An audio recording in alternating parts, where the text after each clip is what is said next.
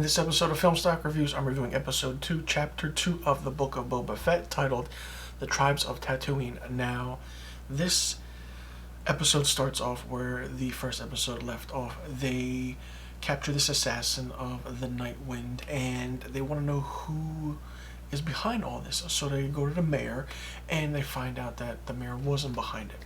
So while they leave the cantina, so to speak, the cousins of Jabba the Hutt show up, and they tell Boba Fett that they still rule this land even though Jabba's gone, but then Boba says that he rules the land. It's a back and forth between them, but I was really surprised that they still have the Hutts around. And not only that, we are introduced to a different Wookiee character, more so of a black like werewolf type looking character, and also the white, salt and pepper look. It's really interesting and really creepy looking. But maybe the first 15 minutes of this episode is basically a present day of what's happening now, and then from then on he goes into his water recovery chamber and he just reminisces back about his time with the Tusken Raiders. And from then on, the entire episode is just him with the Tusken Raiders. He teaches them how to ride a speed bike. He teaches them how to do certain things and, to know how to fight certain things. And the reason that he's teaching them all of this is because he wants to help them stop a speed train and to gain supplies, spices, guns, ammo, armor, you name it. He wants to help them.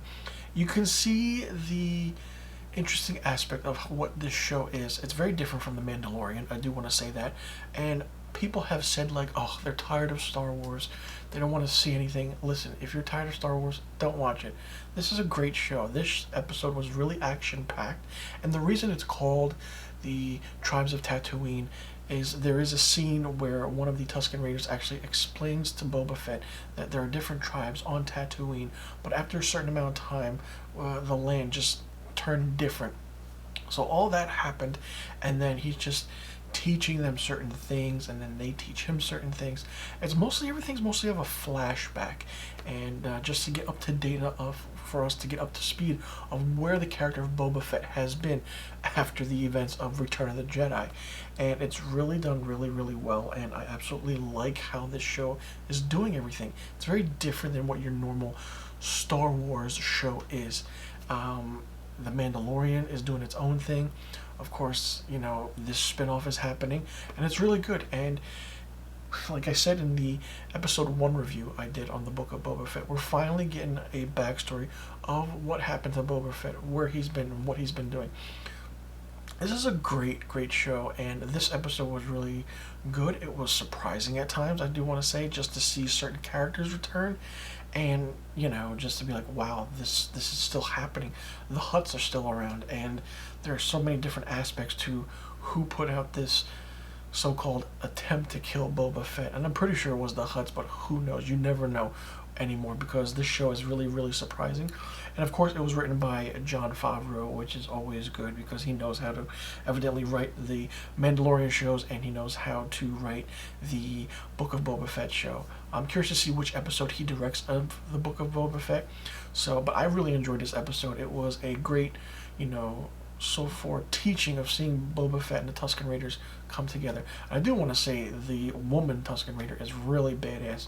You can tell the difference of who the men and the women are based on the costumes that they wear.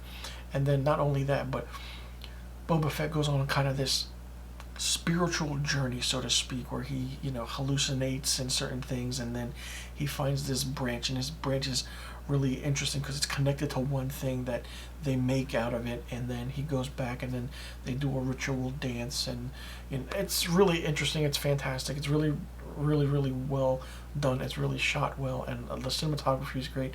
And of course, the concept art during the end credit scenes are really, really good.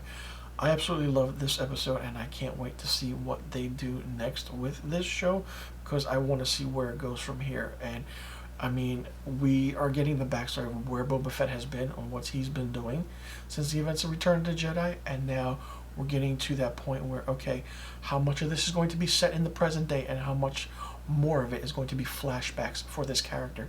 So let me know in the comment section below what you thought about episode 2, chapter 2 of the Book of Boba Fett, titled The Tribes of Tatooine. Did you like it? Did you not like it? What did you think of it? And where do you stand? And do you like seeing the character of Boba Fett having his own story and seeing where he's been over the time of Return of the Jedi to now? Because it's really, really good. Let me know in the comment section below about the questions I just asked, and I'll see you guys in my next review video. And be sure you tune in next week for my episode 3, chapter 3 review of the Book of Boba Fett.